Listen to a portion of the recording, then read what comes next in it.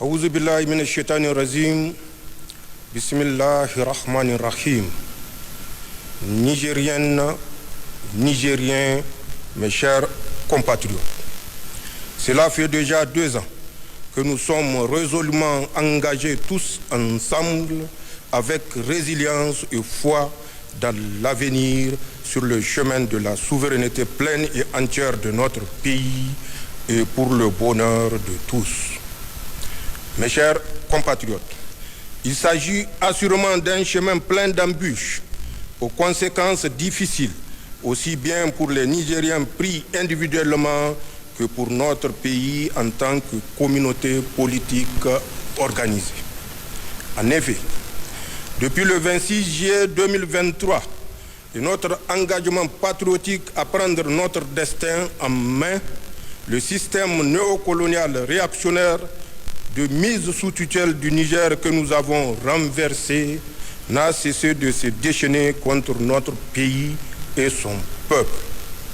C'est ainsi qu'après avoir échoué à organiser le blocus total de notre pays, puis nous porter frontalement la guerre par l'intermédiaire de la CEDEAO, les forces coalisées opposées à notre émancipation politique et économique ont décidé, tirant les leçons de leur échec, de se réorganiser pour atteindre autrement leurs objectifs, en combinant de façon sournoise opérations terroristes d'éclat, actions économiques subversives, manipulation politique interne, ainsi que guerre informationnelle et jeu de discrédit sur nos institutions et autorités politiques.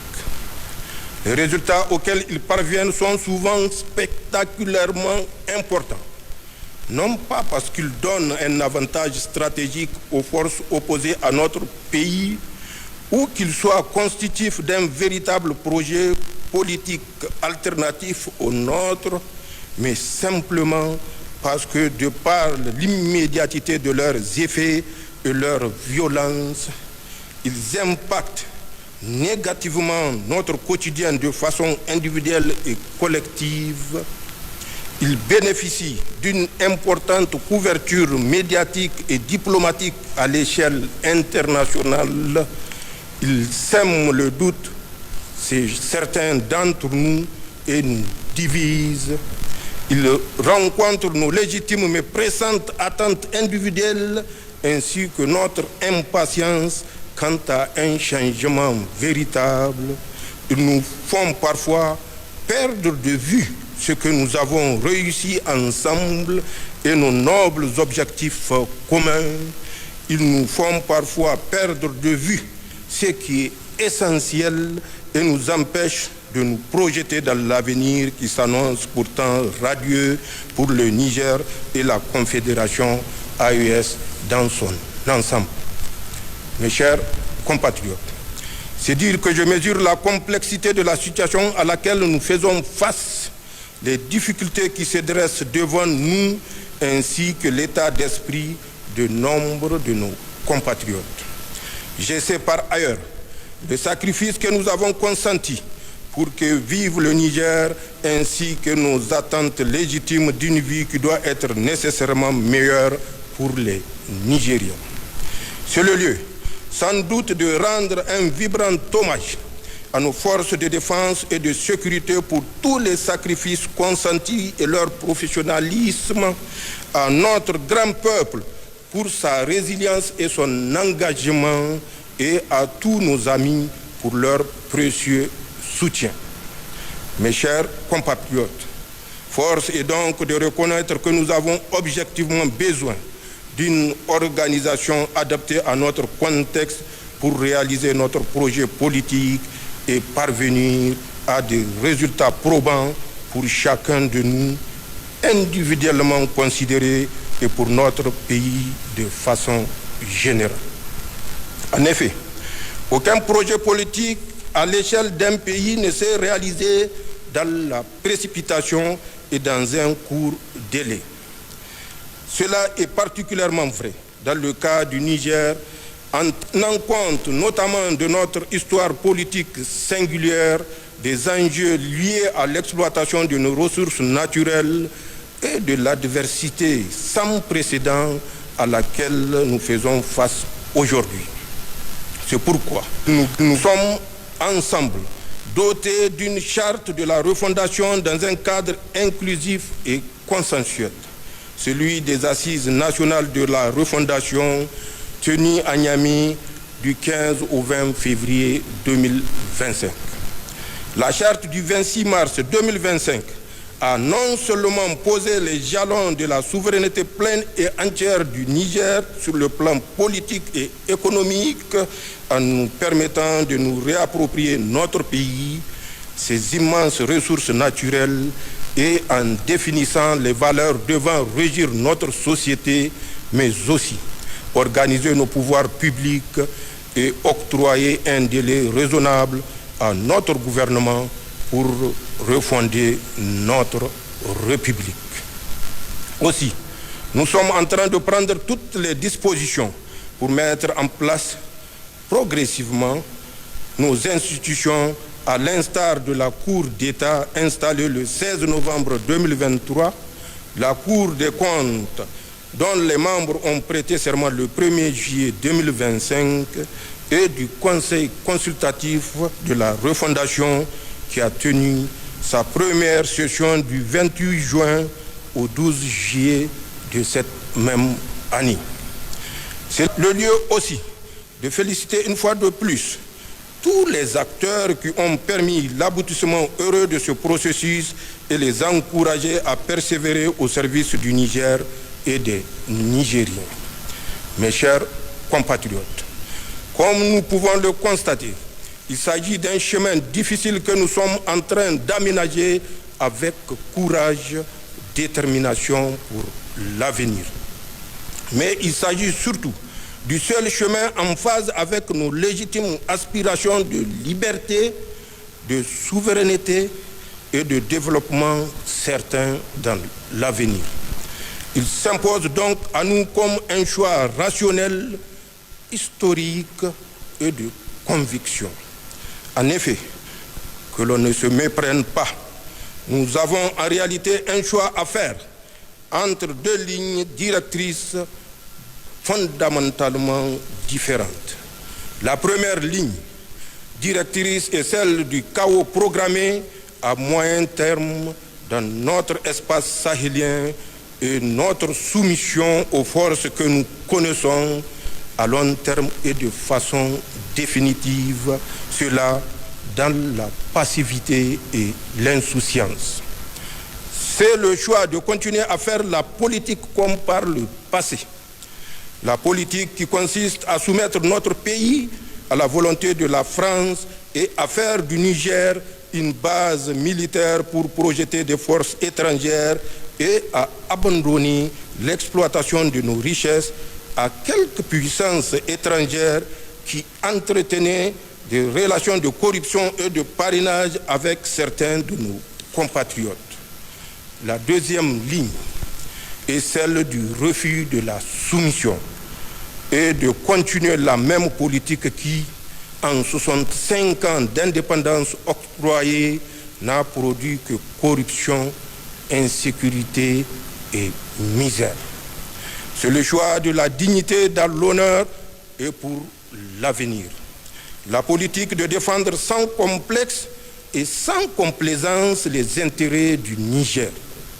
Elle consiste à ne soumettre le Niger qu'à la seule volonté des Nigériens et à nous approprier notre pays et l'audace de nous engager sur un nouveau chemin en rupture avec ce que nous avons expérimenté jusqu'à une date récente. Mes chers compatriotes, ce choix d'emprunter le chemin difficile qui est désormais le nôtre, nous l'avons fait ensemble et dans l'unité, en toute responsabilité et en ayant une claire conscience des enjeux et défis qui nous attendent. En effet, depuis que j'ai l'insigne honneur de présider à la destinée de notre cher pays, j'ai toujours tenté, lors de mes différentes prises de parole, de présenter dans la transparence l'exacte situation dans laquelle notre pays se trouve en identifiant clairement les menaces, les jeux des acteurs, les enjeux et les défis. J'ai ainsi prévenu les Nigériens de toutes les difficultés auxquelles nous faisons face dans leur complexité pour mieux nous préparer au combat difficile mais victorieux que nous allons devoir mener dans la durée, Inch'Allah. J'ai sensibilisé les Nigériens sur la vaste campagne de désinformation contre notre pays dans le but de nous diviser, de jeter le discrédit sur nos institutions pour briser notre élan. C'est dans ce cadre que s'inscrit en effet toutes les pressions médiatiques qui consistent à exagérément amplifier tout ce qui est perçu comme un problème de gouvernance et à discréditer toute initiative de mon gouvernement. Mes chers compatriotes, pour ma part, j'estime que quelle que soit la difficulté à laquelle nous sommes confrontés aujourd'hui et seront confrontés à l'avenir, elle s'inscrit nécessairement dans la conjoncture de l'exercice du pouvoir d'État et reste liée à nos choix politiques stratégiques actuels. Elle ne saurait par conséquent nous dévier de notre serment devant Allah et notre engagement devant le peuple nigérien de n'agir que de bonne foi pour et dans l'intérêt du Niger. Elle ne saurait annihiler le mérite des Nigériens qui ont décidé souverainement et définitivement de rompre avec toute domination et de s'engager véritablement dans la voie du développement endogène de leur pays. Labousaninu Zanchan Assani Halele du non. Du reste, fort de notre histoire plusieurs fois millénaire, de notre résilience à toute épreuve, notre solidarité agissante, de notre force de travail, de nos ressources naturelles réappropriées, de notre union sacrée et de nos aspirations communes, je reste convaincu que nous avons en nous et chez nous la détermination et le génie pour y faire face victorieusement.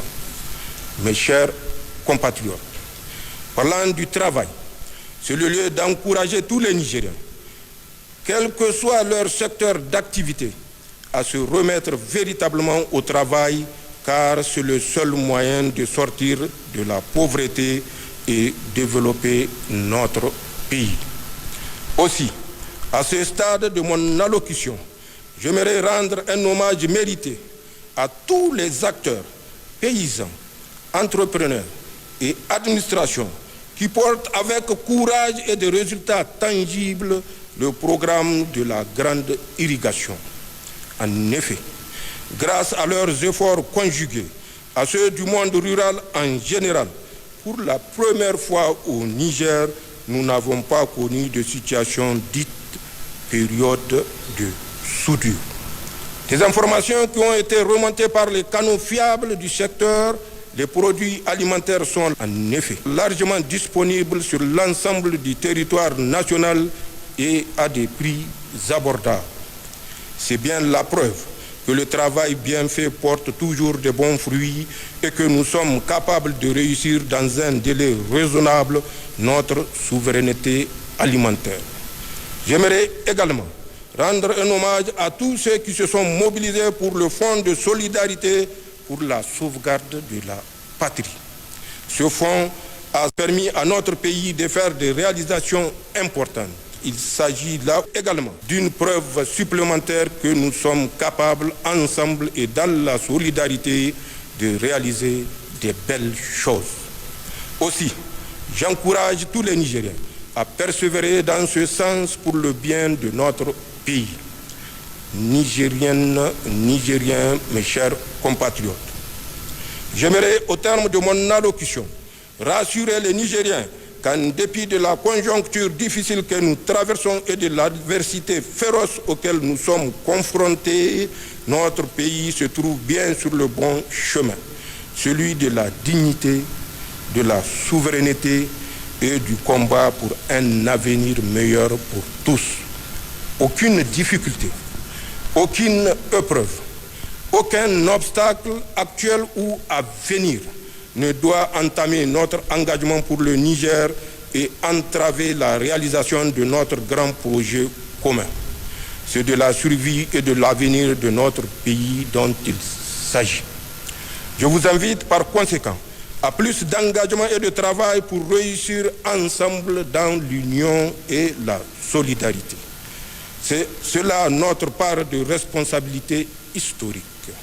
Pour le reste, j'invite tous les Nigériens à intensifier les prières et doigts pour qu'Allah continue de préserver notre pays, qu'il nous gratifie d'une bonne saison de pluie et nous accorde la réussite dans tous nos projets pour le Niger et notre confédération AES.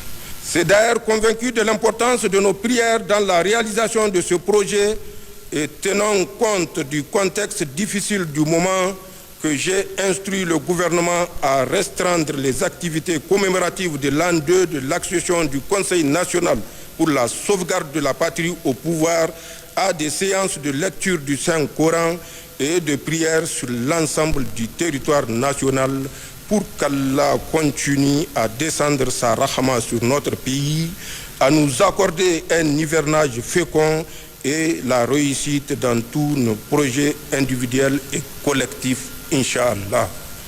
Vive le Niger, vive la Confédération des États du Sahel, je vous remercie.